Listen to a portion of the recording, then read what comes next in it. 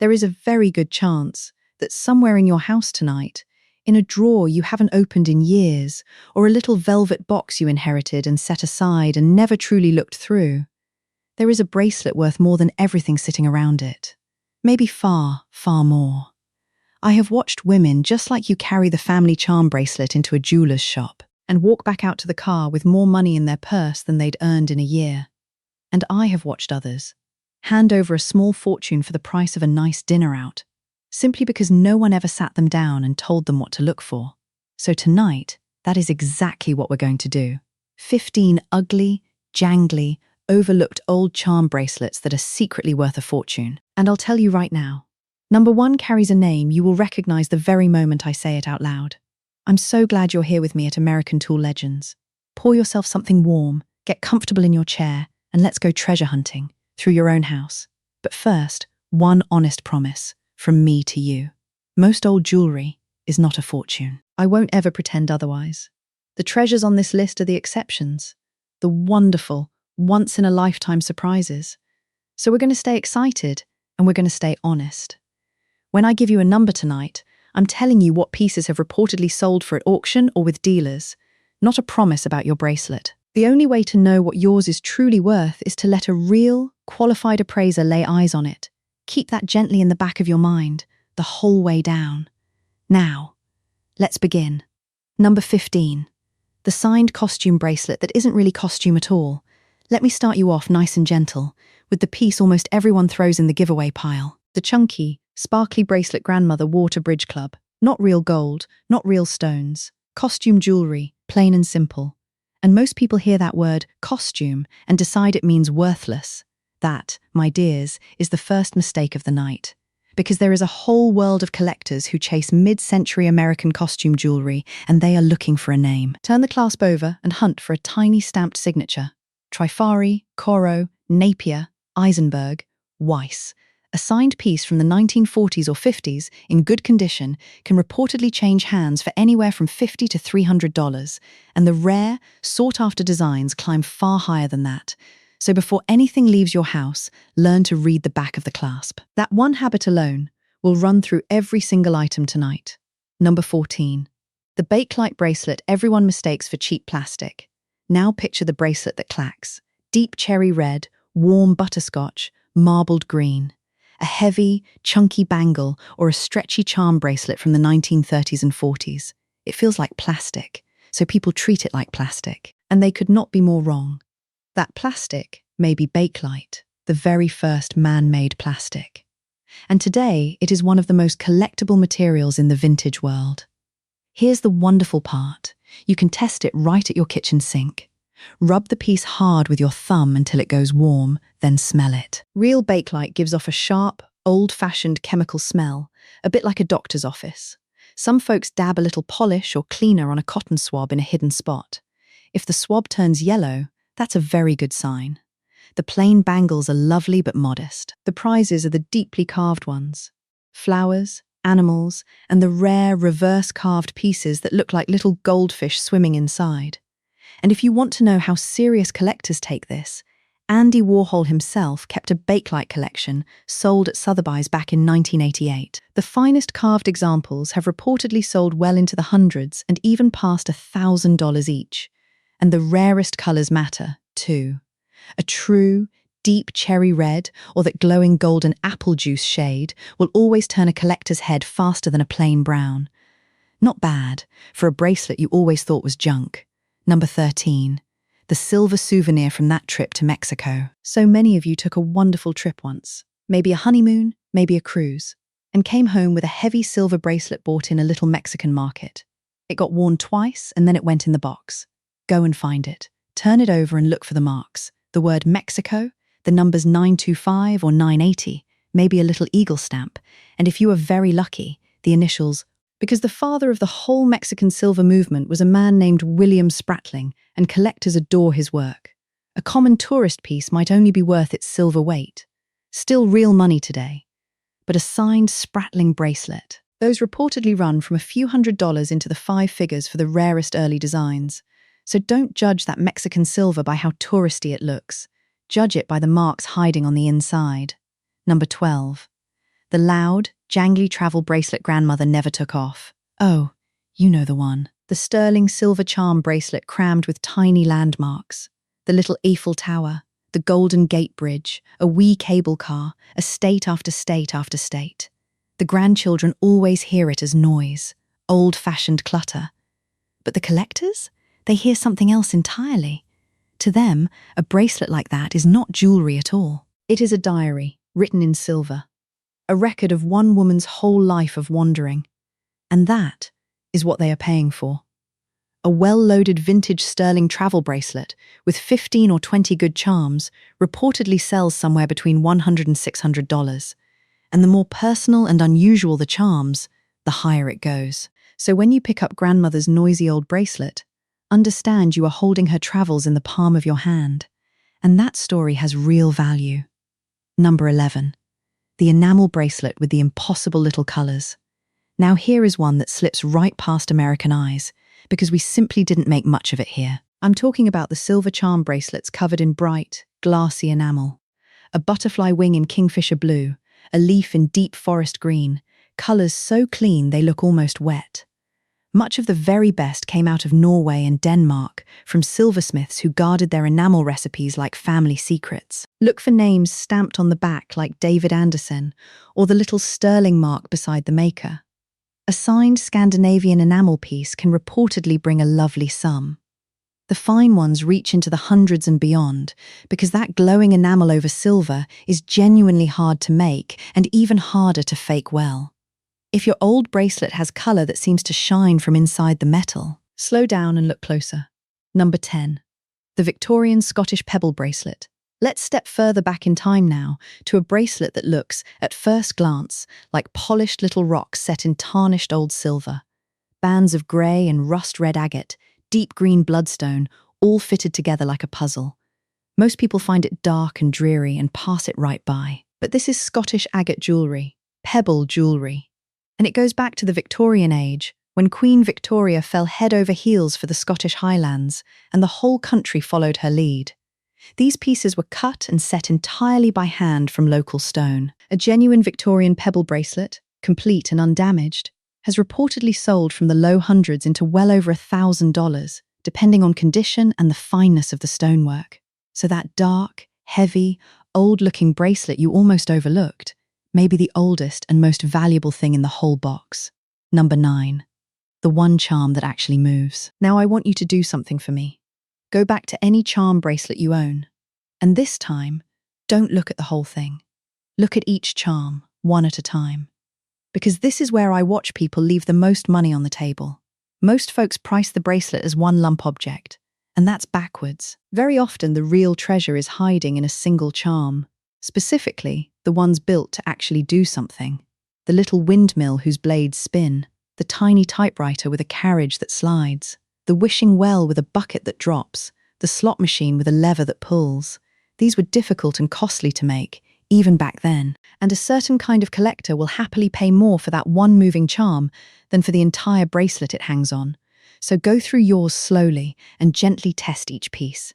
See if anything turns, opens, or slides. The one that does may quietly be the whole reason it's worth keeping. Number 8. The retired James Avery charm. If you grew up in Texas, or you've got family who did, this one is very likely sitting in a jewelry box within a few miles of where you are right now. James Avery built one of the most devoted followings in all of American jewelry. And like the smartest makers, he quietly retires his designs, which creates a hungry little market for the pieces you simply cannot buy anymore. Here's what surprises people. A retired James Avery charm often resells for more than it cost brand new. The early sterling crosses, and above all the little elephant designs, are the ones collectors chase hardest. Across the resale market, Avery pieces reportedly average right around $500, with plenty climbing past $1,000. One honest warning, though. Where there's money, there are fakes, and the counterfeit Avery problem is very real. Every genuine piece carries a distinctive maker's mark. So if that mark looks wrong, or isn't there at all, slow down and get it checked by someone who knows. Now, before we climb into the top 7, let me ask you something, just between us. If even one of these little treasures is sitting in your house tonight, wouldn't you want to be the kind of person who knows how to spot the next one, too? That's the whole reason I make these. So if this is helping you see your own belongings with new eyes, take 1 second and tap that subscribe button and ring the little bell. It costs you nothing, and it's how I know to keep making these for you. And here is the most important thing I'll say all night. If you find something today that makes your heart beat a little faster, please, please, do not sell it in a hurry. Don't take it to a We Buy Gold window. Don't let anyone melt it. Take it to a proper, qualified appraiser first and get a real opinion in writing. A little patience is the difference between a few dollars and a genuine fortune. Now, let's get to the 7 that really matter. Number 7. The Route 66 souvenir bracelet from the Old Southwest. Picture a sterling silver bracelet hung with little stamped charms. A thunderbird, an arrow, a tiny drum, maybe a chip of blue-green turquoise. The kind of thing families brought home from a road trip out west, back when the whole country was falling in love with the desert and the open highway. Much of this was made by Native American silversmiths, and the older, hand-stamped, hallmarked pieces are the ones that matter. A signed Navajo or Zuni charm bracelet, or a genuine older trading post piece with good turquoise, has reportedly sold from the low hundreds well up into the thousands for the finest examples. The plain tourist copies are modest, but a real, marked, hand-worked one is a small piece of American history on your wrist.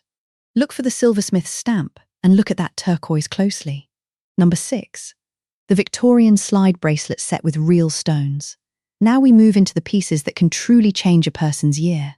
And this one is for those of you who love coloured gemstones, because it was practically made for you. Somewhere in old family jewellery are the Victorian slide bracelets.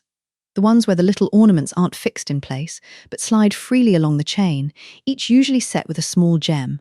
To a modern eye, they can look fussy and dated, which is exactly why so many get passed over. But collectors have fallen back in love with Victorian jewellery, and the ones set with real stones truly move at auction. I'll give you an example that stayed with me. A slide bracelet built around amethyst, garnet, and citrine in 10-carat gold that reportedly sold for right around $1,600. And notice where that value came from.